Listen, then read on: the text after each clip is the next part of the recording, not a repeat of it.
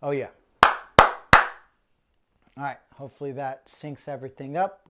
Welcome guys, my name is Justin. I am the broker for Texas Ally Real Estate Group, and I want to talk to you guys about appraisal waivers. This has become a thing. I mean, Austin's been on fire for a few years.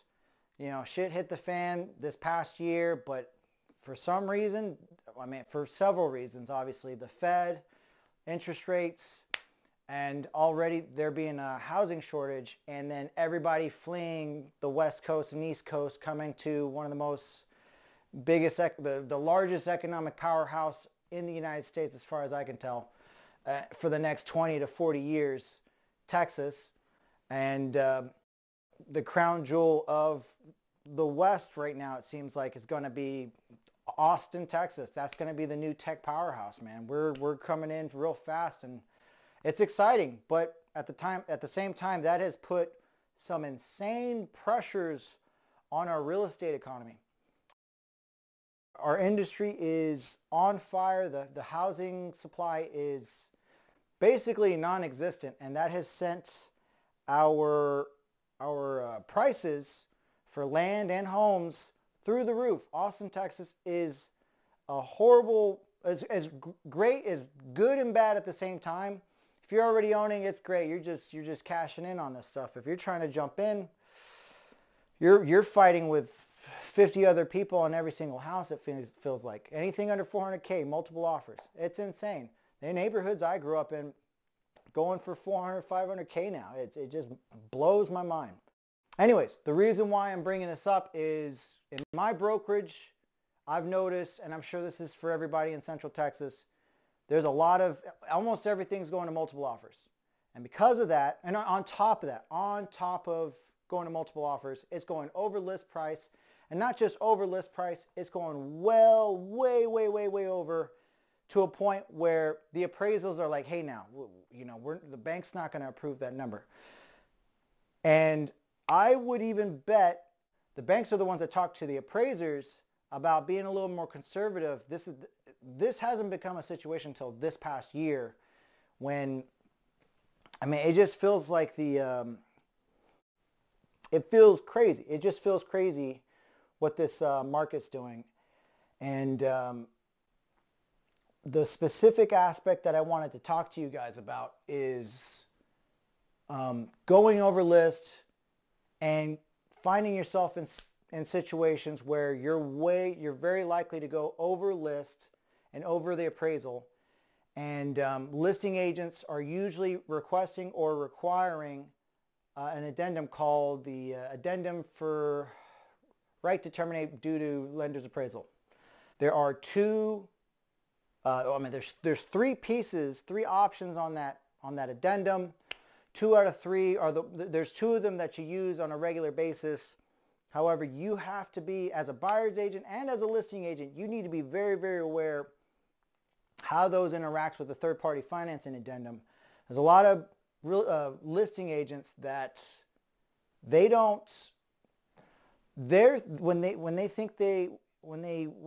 think they're getting a full waiver, they're thinking that's a blanket, oh, you know, I get to keep their earnest money. That is not the case. And on the flip side, if you're the buyer's agent and you're giving a full waiver, that puts a lot of risk on your side.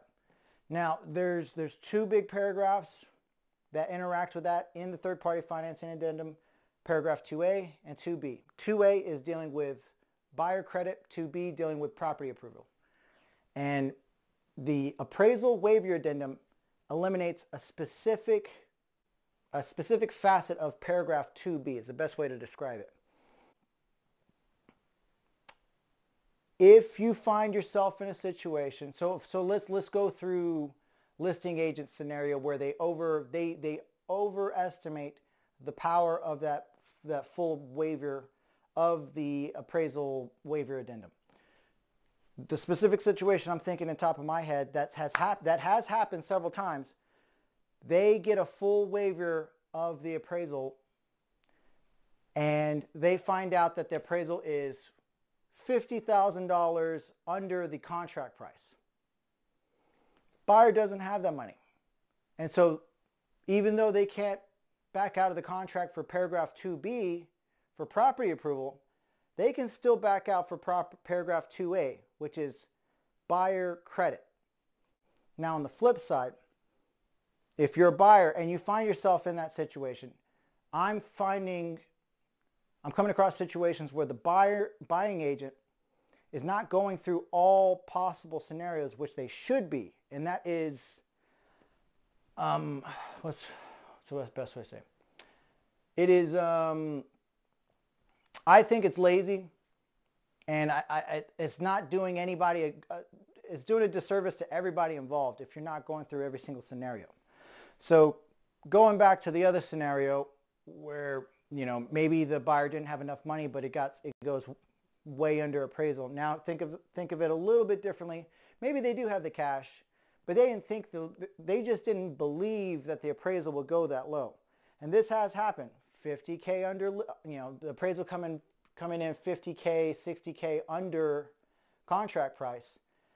And they do have the cash, but they're just like taking it back. And now they're questioning, should I even buy this thing?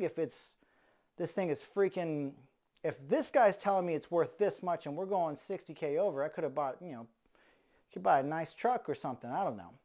It's a big pill to swallow. Not many people are willing to do it. Like they're willing to do 10, 20K, but they don't think they can go 50, 60. And it's possible sometimes.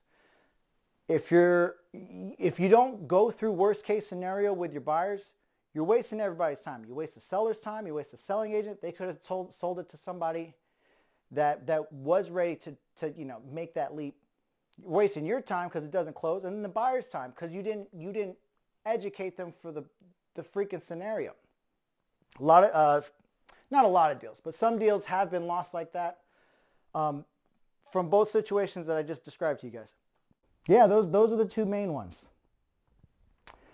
But what I'll do is I'm going to go to my computer. I can run through the scenarios a little bit better, but off the top of my head, those are the ones that really cause a lot of problems for people. I wanted to walk through some of these scenarios for you guys for this addendum. I know talking through it helps, but you know, actually looking at the document makes it a little bit easier. I'm a person that actually has to do it, and yeah, just get the reps and go through all the scenarios, and then you got to beat it into my head a couple hundred times, and then I'll know it perfectly well. And so, yeah. All right, so we talked about a couple of these. Well, here are the three options. Let's go through the whole addendum first. Just get the mile-high overview. All right, so this is an addendum, gets attached to any contract. Right now, the MO in Central Texas and in a lot of hot markets in Texas, listing agents are requesting, if not requiring, this addendum. And like I was saying before, both sides need to be careful. Listing agent needs to pay attention to paragraph 2A. A full waiver doesn't, dismiss the need to still be credit approved if they don't have the cash to make up the difference. And then on the other side, buyers need to know if they're actually liquid enough to close, or if they're willing to accept worst case scenario, if they are willing to do a full waiver, or if they're doing a partial waiver, figuring out what that worst case scenario is that they'll be okay with moving forward. Most people don't do it, man. They don't do it. They need to go through all the scenarios. You'll be, the 5% of scenarios where that happens, you'll be a lot happier when it does happen. Okay, so that's the addendum. It modifies a particular paragraph in the third-party financing addendum. I probably should pull that up too, actually. Let me pull this up for you guys.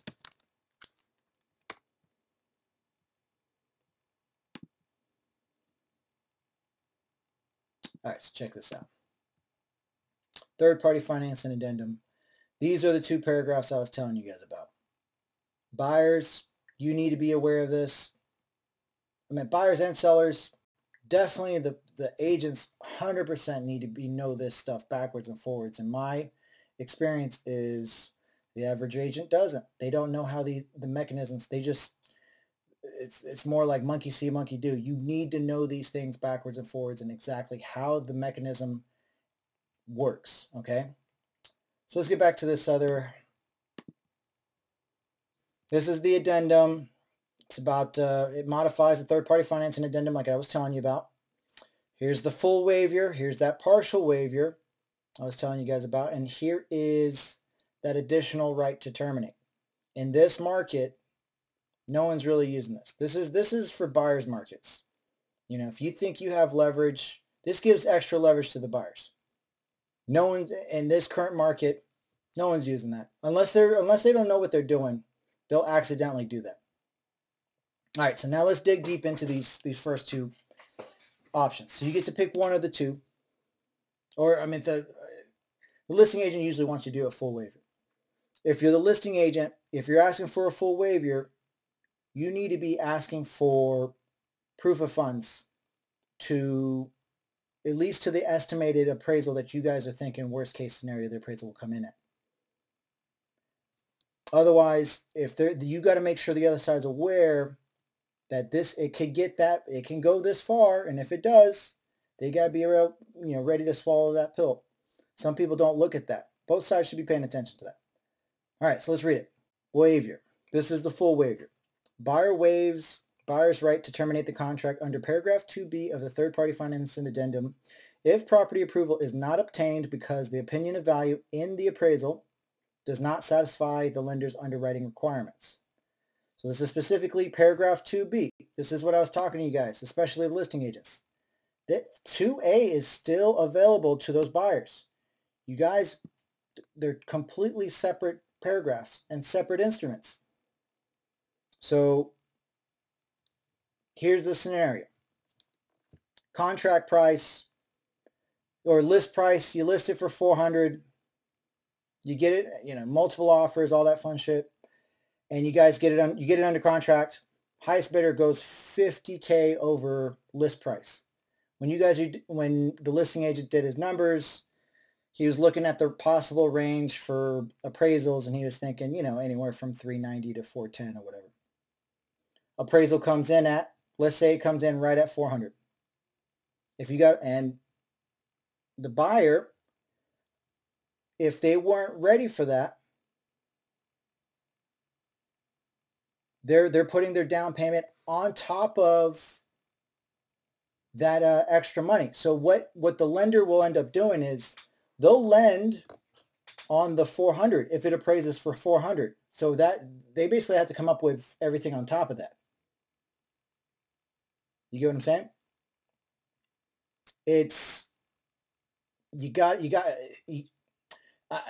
That would probably be at least apparent that if it comes back in at list price, let's say it comes in below list price, let's say it comes in at 350 or something crazy. And that has happened before. You got to be ready for those situations. All right, so let's go back to that paragraph. If the lender reduces the amount of the loan due to the opinion of value, the cash portion of the sales price is increased. That's exactly what I was just telling you guys. So let's do this. Let's go back to that $400,000 scenario. You got $400,000 or a contract price, $450,000. It's a 10% down. Let's say it's a 10% down conventional loan. The appraisal comes in at $400K.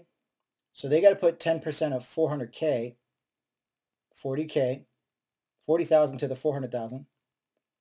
And then on top of that $40,000, they got to put that, if the contract price was $450,000, an additional $50,000. So they're putting $90,000 down in that situation. It's not many people that got that kind of cash. You got to be ready. I mean, in Austin, you got all the crazy tech people, so there's some people walking around with that cash, and that's awesome. Okay, so I think I mentioned the listing agent's perspective, buyer's agent perspective. You want to know what your limit is if you're going to do the full waiver. The second option is don't do the full waiver, do the partial waiver.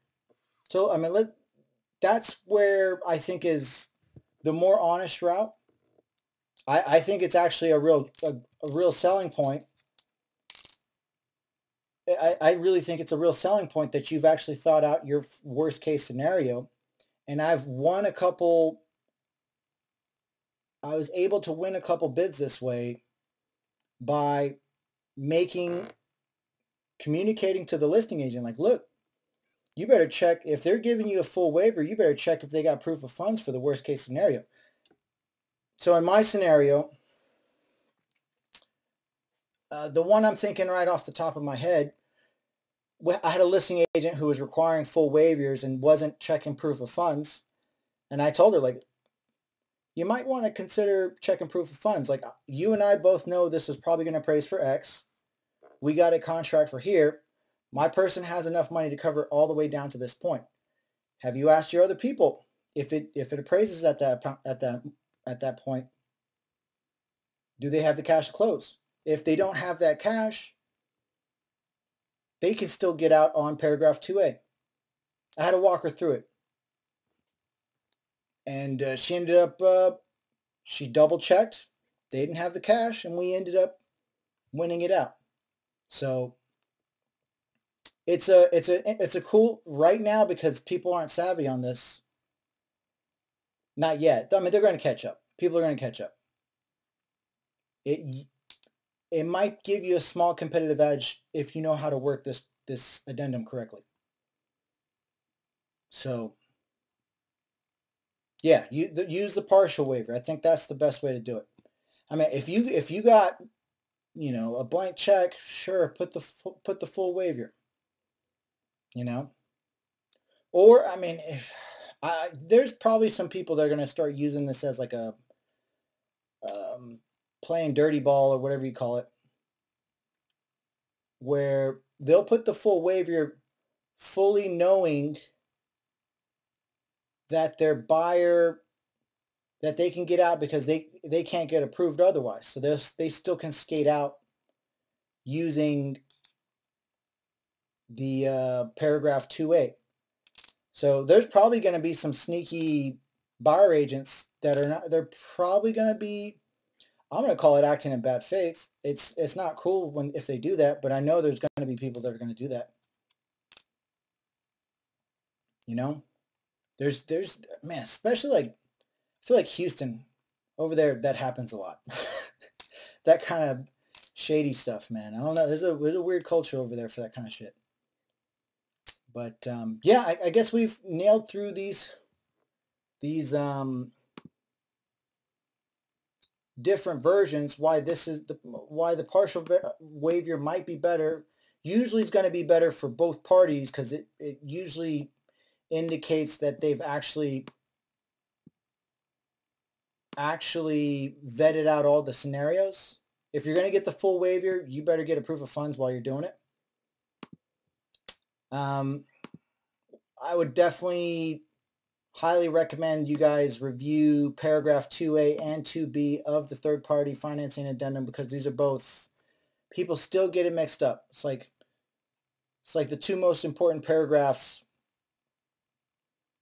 of the entire contract, honestly, because 99% of people get financing, and if something happens, these are, aside from the option period, these are the two most common things that are allowing or two common outs for a buyer to get out of the contract.